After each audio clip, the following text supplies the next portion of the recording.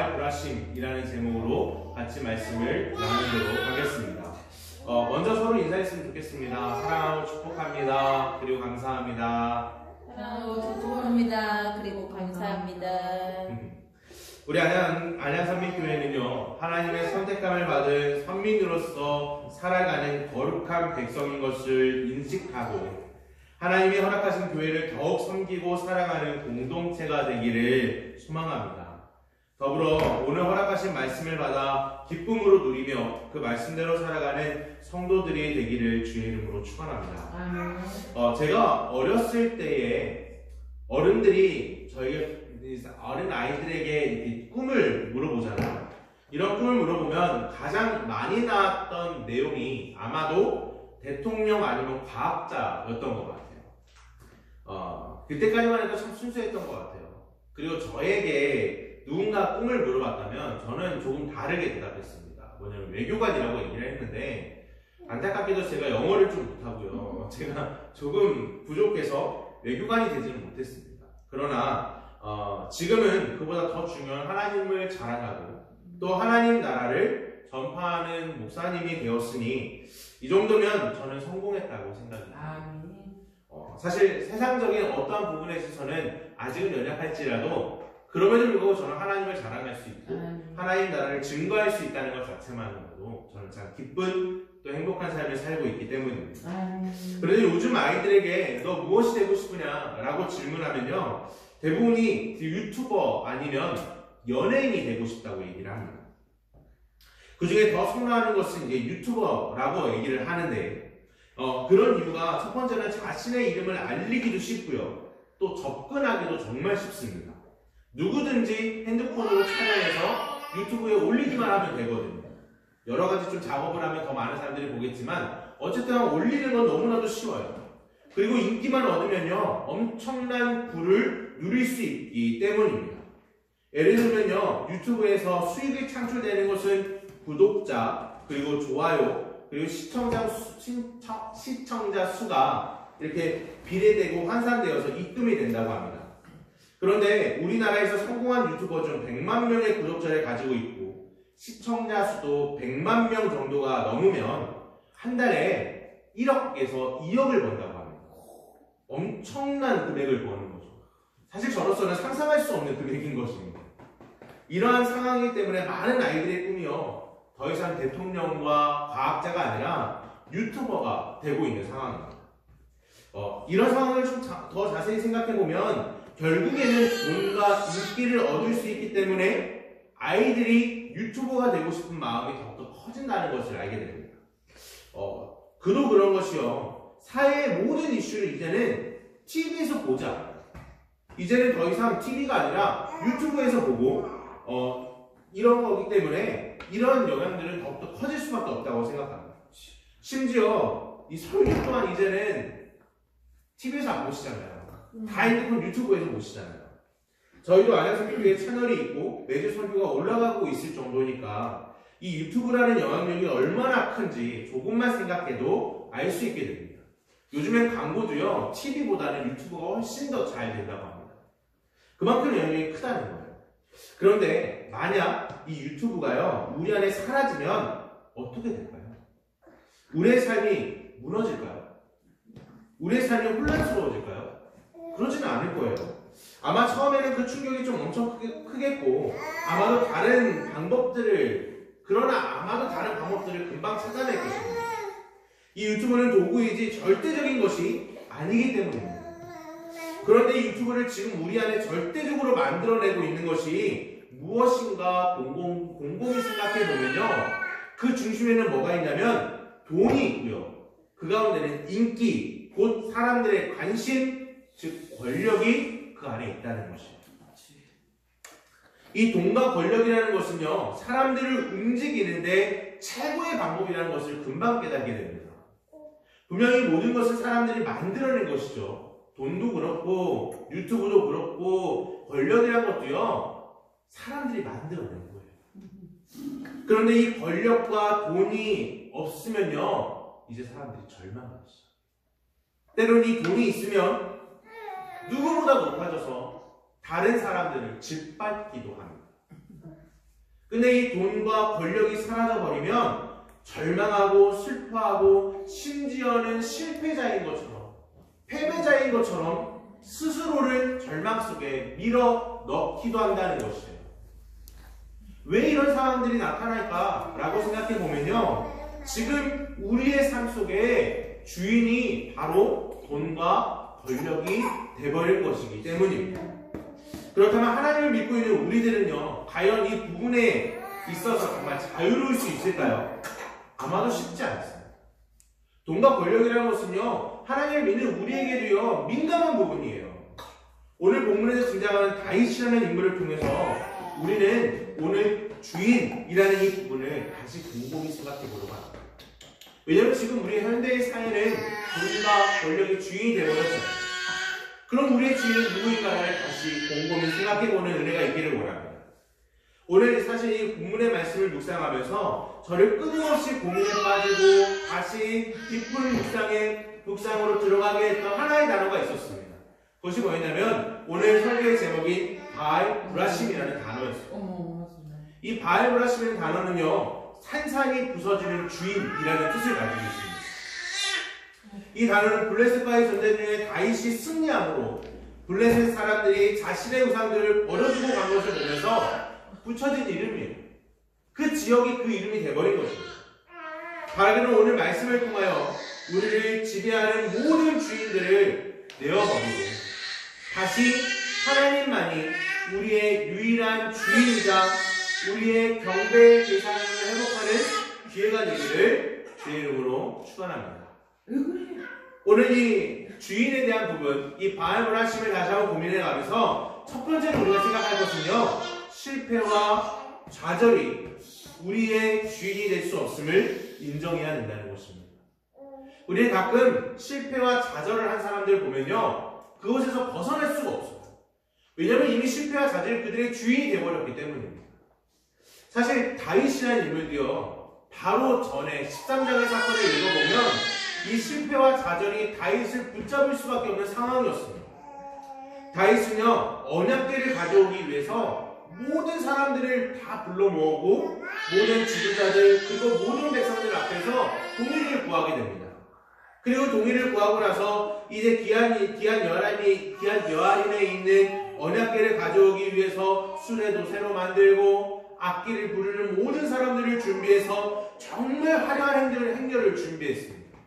이 화려한 행렬을 준비하고 이 화려한 행렬 끝에 정말로 기쁨과 즐거움이 넘치는 그 모습이 있었지만 우사의 죽음을 통하여서 그 기쁨과 즐거움은요, 이제 슬픔과 두려움이 되어버렸고 정말 이 하나님의 언약궤가 옴으로 인해서 우리나라는 이제 하나님 안에서 정말 더욱더 든든히 세워질 것이다, 복받을 것이다 라는 기대와 달리 이 언약궤를 가져오는 것을 실패함을 통하여 결국에는 이제 이스라엘 백성들에게 있어서 다윗은요, 정말 좌절할 수밖에 없고 슬픔에 빠질 수밖에 없고 두려움에 빠질 수밖에 없고 결국에 자신의 왕권마저도 흔들릴 수밖에 없는 상황이 되어버린 것이죠. 왜냐하면 하나님이 인정하는 왕이 되어야 되는데 하나님이 인정하지 않은 왕이 되어버리는 모습이 되어버리기 때문이에요. 그런데 이렇게 된 이유는요, 결국에는 하나님의 방법이 아닌 사람의 방법을 사용하기 때문에 언약궤를 옮길 때 결국 실패했다는 것을 우리 13장을 통하여 확인할 수가 있습니다. 이 사실을 통하여 우리가 생각해 보건대 이 다윗은요, 왕에 등극하자마자 가장 먼저 시작한 것이 언약궤로 옮겨오는 일이었어요. 그만큼이나 다윗에게 있어서 모든 심혈을 기울이고 모든 힘을 다 쏟은 것이 이 언약궤를 가져오는 일이었다는 것이에요. 그런데 이 언약궤를 가져오는 일에 있어서 철저하게 실패해버린 것입니다. 다윗은요, 왕권은 당연히 약해질 수밖에 없고요. 다윗의 말은 통하지 않았겠죠. 왜냐하면 하나님이 인정하지 않은 왕이 되어버리는 거잖아요. 결국 왕은 이 다윗은요, 모든 것을 실패한, 모든 것이 좌절돼버린, 모든 것이 절망 속에 빠져버린 한 왕으로 전락할 수밖에 없는 상황이었다는 것이에요. 그런데 오늘 14장 1절을 읽어보면요, 이 상황이 반전되기 시작합니다. 어떻게 반전되냐면 1절에서 이렇게 말씀합니다. 두루왕 히람이 다윗에게 사신들과 백향목과 석수와 목수를 보내 그의 궁전을 건축하게 하였더라 라고 말씀합니다. 그가 준비했던 모든 것들은 실패했어요. 그런데 하나님께서 이 두루왕 히람을 통하여 다윗의 성전을 다시 짓게 하였다는 것을 이야기합니다. 그리고 이에 대한 평가를 2절에서는요, 다음과 같이 얘기해요. 다윗이 여호와께서 자기를 이스라엘 왕으로 삼으신 줄을 깨달았으니 이는 그의 백성 이스라엘을 위하여 그의 나라가 높이 들림을 받았음을 알미었더라고 분명히 말씀하고 있습니다. 다윗은 자기 스스로 준비했을 때는요, 철저한 실패를 맛보았어요. 그런데 자기가 할 수 없음을 인정합니다. 모든 것이 절망하고 실패의 그 슬픔 속에 빠져서 나는 이제 더 이상 할 수 있는 것이 없다라고 할 때에 드디어 하나님께서 일하시는 것을 보게 되었습니다. 다시 말해서 언약궤를 가져오는 것으로 인한 실패가 다윗을 감싸게 되었을 때 그의 왕으로서의 권위가 추락되었을 것이고 스스로의 자기감으로 힘들어했을 그 상황에서 누가 일하셨음을 보게 되어 하나님이 일하셨음을 보게 되는 것입니다. 다시 하나님을 통하여 그의 권위가 회복되고 하나님을 통하여 그의 모든 슬픔과 좌절에서 벗어나는 이 사건을 우리는 보게 되어진다는 것입니다. 그러므로 슬픔과 좌절이 우리를 지배하지 못하도록 우리는 스스로를 이제 다시 하나님 앞으로 나아가게 해야 된다는 것입니다. 다윗이 만약 이 두루왕 히람의 사건이 없었다면요, 다윗은 스스로 자게 되었을 것이고 결국 블레셋이 쳐들어왔을 때 그는요 모든 것을 포기해버릴 수밖에 없었을 것입니다. 그러나 하나님께서 그와 함께 하심으로 이 슬픔과 좌절에서 벗어나게 하심을 통하여 다윗이 다시 일어나는 것처럼 우리 안에 슬픔과 좌절이 여전히 우리를 지배하고 있고 우리가 이러한 잘못된 것 안에서 우리 스스로가 무너져 내려가고 있다면 이 부분에 있어서 내가 할 수 없음을 철저히 인정할 때 정말 우리의 주인이 하나님이심을 다시 한번 철저히 인정할 때 하나님께서 우리의 모든 삶 가운데 우리를 회복시키시는 은혜가 있다는 사실을 우리는 기억해야 된다는 것입니다. 이 두루왕 히람이 이 백향목을 보낼 것인지 보내지 않을 것인지 우리는 알지 못해요. 그러나 하나님이 움직이심을 통하여 이 놀라운 축복의 사건이 있었다는 것을 우리는 보게 되어진다는 것입니다. 그러나 이 부분에 있어서 이 다윗이요 정말 실수한 부분도 있어요. 뭐냐면 너무나도 좋은 일이지만 이 좋은 일에 있어서도 정말 분명히 이 다윗은요 하나님께 물었어야 돼요. 하나님 이것이 하나님의 뜻입니까? 라고 물었어야 되지만 결국 그를 묻지 않았고 그것을 그냥 다 수용하게 되어져 버립니다. 이것은 분명히 좀 실수였던 것 같아요. 그러나 이 실수였음에도 불구하고 이 다윗이 스스로 하지 못하는 것을 철저히 인정할 때 일하시는 하나님, 결국에는 우리의 모든 것 가운데 일하시는 하나님이 우리의 참된 주인이심을 우리는 철저히 고백하는 은혜가 있어야 된다는 것입니다.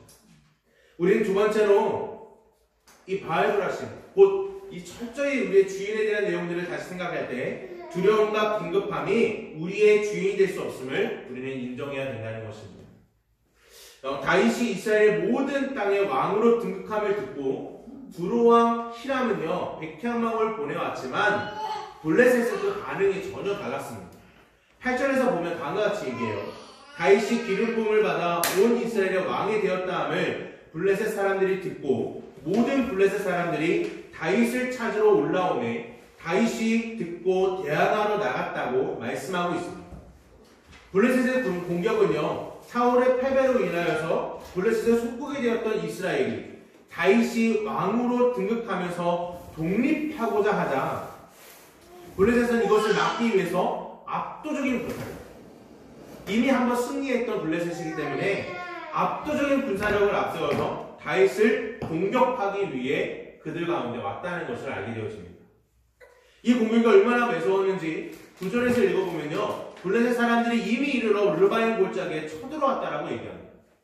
이 르바임 골짜기는 어디냐면요 이 베들레헴 가운데 있는데 이 베들레헴에서 이 예루살렘 방향으로 있고 정말 예루살렘이 금방 함락될 수밖에 없는 너무나도 중요한 위치가 바로 이 르바임 골짜기라고 얘기합니다. 이 르바임 골짜기 곧 여기가 점령됐다는 건요 바로 예루살렘이 금방 점령된다는 것을 의미하는 것이죠.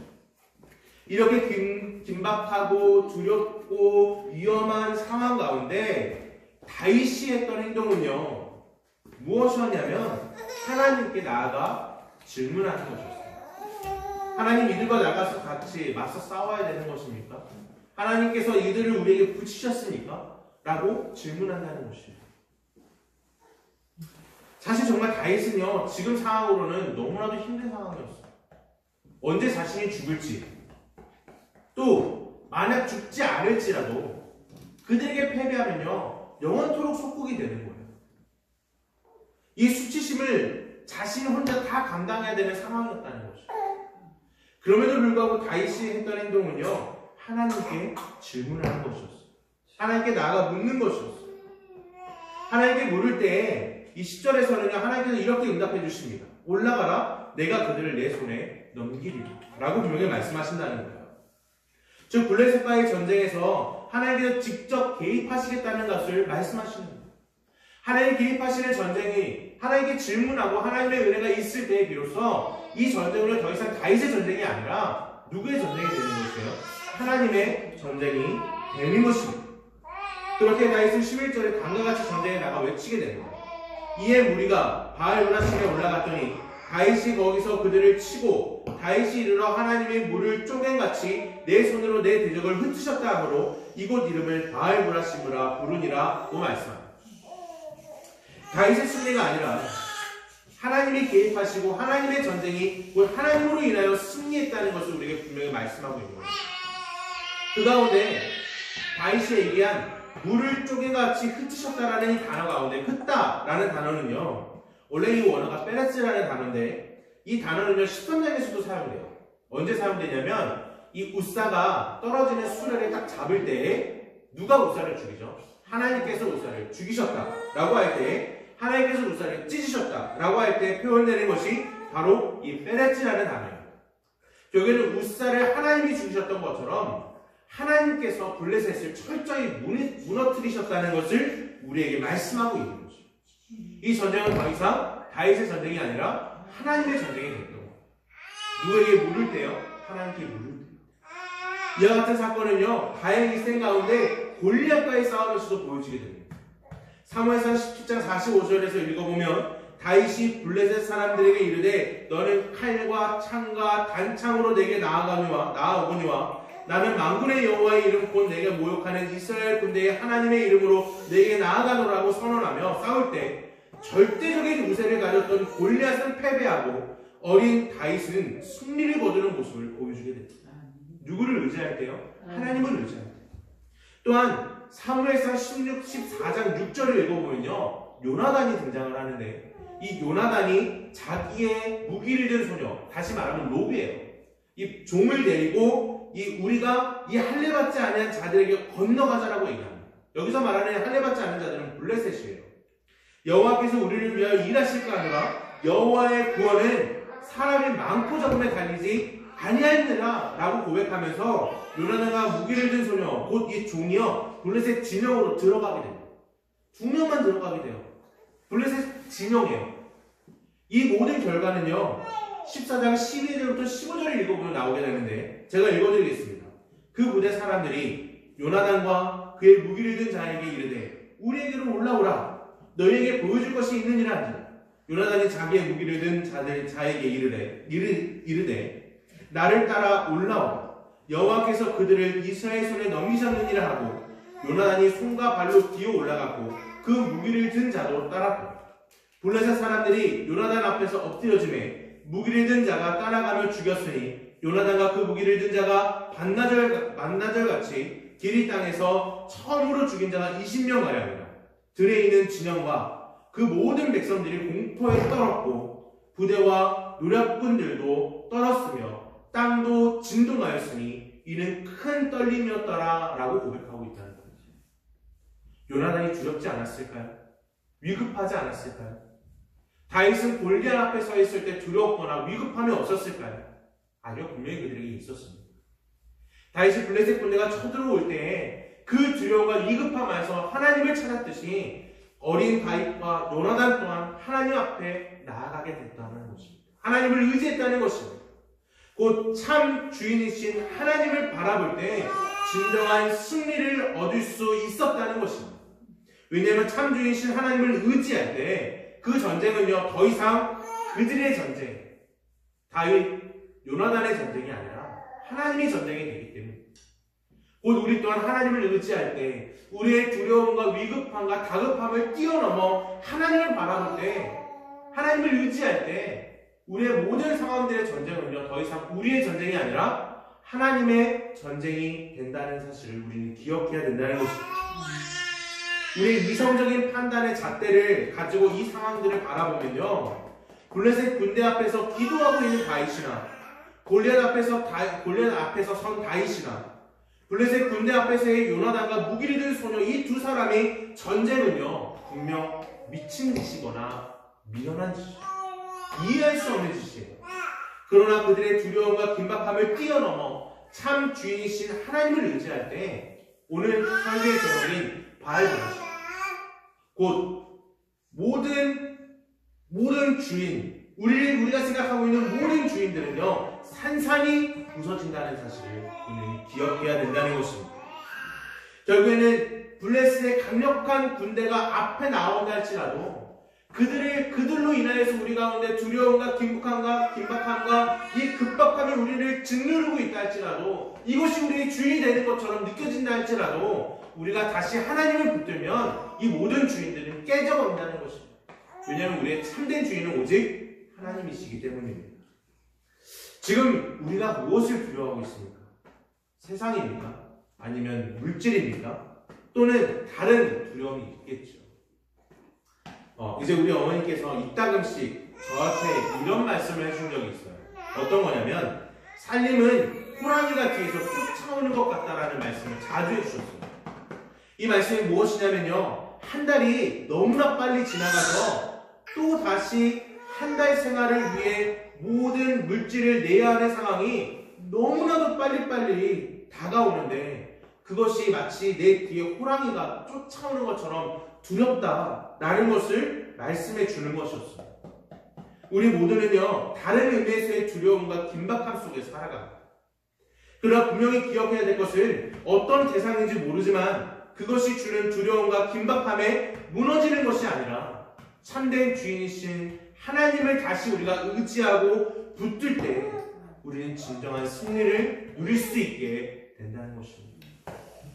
우리 이러한 은혜와 이 모든 사랑과 이 놀라운 축복의 사건을 경험하는 우리 안양산림교회 모든 성도들 되기를 주의 이름으로 축원합니다. 우리 세 번째로 바알브라시, 곧 이 모든 우상들이 산산이 부사지는 것을 통하여서 세상의 우상이 우리의 주인이 될 수 없다는 것입니다. 우리의 오직 유일한 주인은 하나님이라는 사실을 우리는 기억해야 된다는 것입니다. 오늘 보면 12절을 읽어보면요, 블레셋 사람들이 그들의 우상을 그곳에 버렸으므로 다윗이 명령하여 불에 살으니라고 말합니다. 이 당시 고대 사람들의 습성은요, 전쟁에 나갈 때 반드시 자기들의 신상을 가지고 나갔어요. 왜 신상을 가지고 나갔냐면 이 신상이 곧 우리에게 승리를 줄 것이라고 기대했기 때문입니다. 그리고 이 전쟁에 패배하는 건요, 누가 패배하는 거냐면 바로 자신의 신이 상대 국의 신에 패배하는 것이라고 생각을 했던 것이죠. 그만큼이나 이들에게 있어서 이 우상은요, 이 신상은 너무나도 소중합니다. 그런데 이스라엘에게 패배한 블레셋의 모습을 바라볼 때 결국엔요, 그들의 우상인 모든 신상들을 다 버려두고 도망갔다는 것을 성경은 이야기합니다. 그리고 심지어 그 모든 우상들은요, 다윗에 의해 다 불태워졌다는 것을 분명히 성경은 기록하고 있다는 것입니다. 즉 이 승리는요, 단순한 다윗의 승리가 아니라 하나님의 승리인 것을 우리에게 분명히 보여주고 있다는 것입니다. 세상은 우리에게 여전히 전쟁에서 승리하기 위하여 여러 우상들을 들고 나가라고 말합니다. 그 중에 가장 강력한 것이 있다면 단연 돈이나 또는 인맥일 것입니다. 그러나 이 돈도 이 인맥도 우리의 승리를 보장해주지 않는다는 사실을 우리는 인정해야 합니다. 그럼 우리가 다시 붙들고 의지해야 되는 것은 오직 우리 하나님이시라는 사실을 우리는 믿음으로 고백해야 된다는 것입니다. 사실 우상은요, 사람의 손에 만들어진 것입니다. 그렇기 때문에 돌이나 나무, 그것뿐이에요. 더 이상 나아갈 수 없는 것입니다. 생명이 없어서 말할 수도 움직일 수도 없는 것이 바로 우상입니다. 사사기 6장 25절부터 32절의 말씀을 읽어보면요. 하나님께서 기드온에게 바알과 아세라의 신상을 찍어버리고 그 신상을 제단을 삼아 7년 된 둘째 수소를 하나님께 드리라고 명령합니다. 어찌 보면 기드온에게는요. 미션 임파서블입니다. 이뤄낼 수 없는 미션이에요. 근데 하나님의 말씀을 붙들고 기드온이 낮에는 무서워서 못하고 한밤에 들어가서 이 바알과 아세라의 신상을 다 부십니다. 그리고 하나님의 명령대로 둘째 수소를 가지고 제단에서 제사를 드리게 되죠. 그리고 이 사실들을 아침에 많은 사람들이 확인을 했어요. 많은 사람들이 이제 놀라기 시작했죠. 그들의 신상이 부서졌으니 이제 우리에게 저주가 올 것이라고 생각하면서 이렇게 한 사람이 누구냐고 눈에 불을 켜고 찾기 시작합니다. 그리고 결국 기드온이 그 일을 했다는 사실을 알게 돼요. 이럴 때에 기드온의 아버지인 요아스가 그들을 향하여 이렇게 대답합니다. 요아스가 자기를 둘러싼 모든 자들에게 이르되 너희가 바알을 위하여 다투느냐? 너희가 바알을 구원하겠느냐? 그를 위하여 다투는 자가 아침까지 죽임을 당하리라. 바알이 그날에 기드온을 여룻바알이라 불렀으니 이는 그가 바알의 제단을 파괴하였으므로 바알이 그와 더불어 다툴 것이니라 하였더라 라고 말합니다. 그러나 기드온은요 이 말씀과 달리 죽지 않았습니다. 도리어 기드온을 중심으로 해서 이스라엘은 미디안과의 전쟁에서 큰 승리를 받았죠. 단 몇 명으로요? 단 300명으로. 300명으로 큰 승리를 얻은 것입니다. 다시 얘기하면 이 전쟁은요 기드온의 싸움이 아니라 하나님의 싸움이었다는 사실을 우리는 기억해야 돼요. 왜냐하면 우리의 참 주인이 하나님이라는 사실을 인정하고 그의 모든 것을 맡길 때 그 전쟁은 아까 전에도 말씀드렸듯이 더 이상 우리의 전쟁이 아니라 하나님의 전쟁이 된다는 사실을 우리는 믿음으로 고백해야 된다는 것입니다. 우상은 우리가 만들어낸 것입니다. 그러나 어느 순간 우상이 나 자신을 잡아 먹어버릴 때가 있죠. 그래서 그 우상이 자신을 움직이는 주인이 되어버리는 것입니다. 블레셋이 전쟁에 승리하기 위해서 가져온 우상은요 철저히 버려졌어요. 그리고 그들의 우상은요 철저히 부서져 버렸습니다.